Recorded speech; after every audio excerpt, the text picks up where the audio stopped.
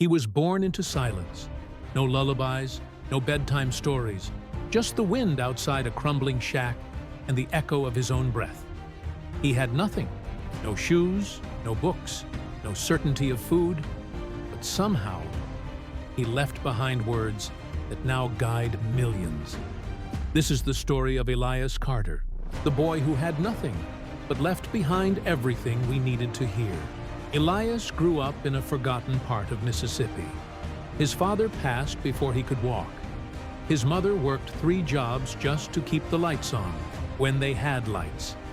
At night, Elias didn't cry. He listened to the creak of the house, the hush of the fields, the whispers of pain he didn't understand yet. But silence was his first teacher, and it taught him how to observe, how to feel, how to understand people without a single word spoken. Elias didn't speak much until age 10, but when he did, it was like poetry.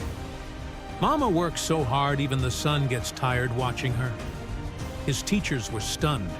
They started writing his words down.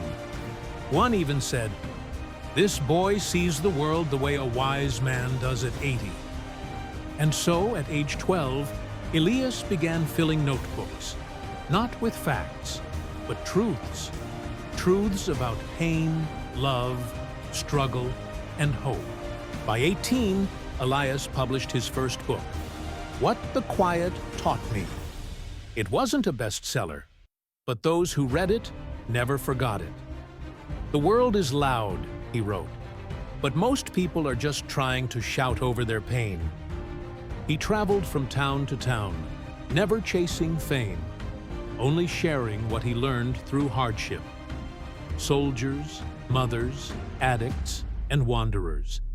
He touched them all with stories that felt like they were written just for them. Elias never married, never chased the spotlight. At age 67, he passed away peacefully in a quiet cabin he built himself, surrounded by books, not people. But on his desk was one final letter. "If you're reading this," it began, "it means I'm gone. And maybe that's okay. Because now you'll stop listening to me and start listening to yourself." He ended with this: "You were never broken. Just waiting to be seen by someone, maybe yourself. And if no one tells you this today, you matter, still, always." Elias's books began surfacing online. Excerpts went viral. The best advice doesn't sound smart, it sounds familiar. Readers from around the world began sharing how his words helped them choose life over suicide, hope over addiction, love over fear. A boy who had nothing, no shoes, no riches, no legacy, became a compass for the lost. Not because he shouted, but because he listened. Elias Carter never asked to be remembered.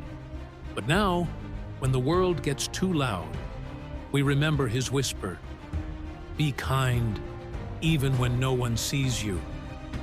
Speak truth, even if your voice shakes.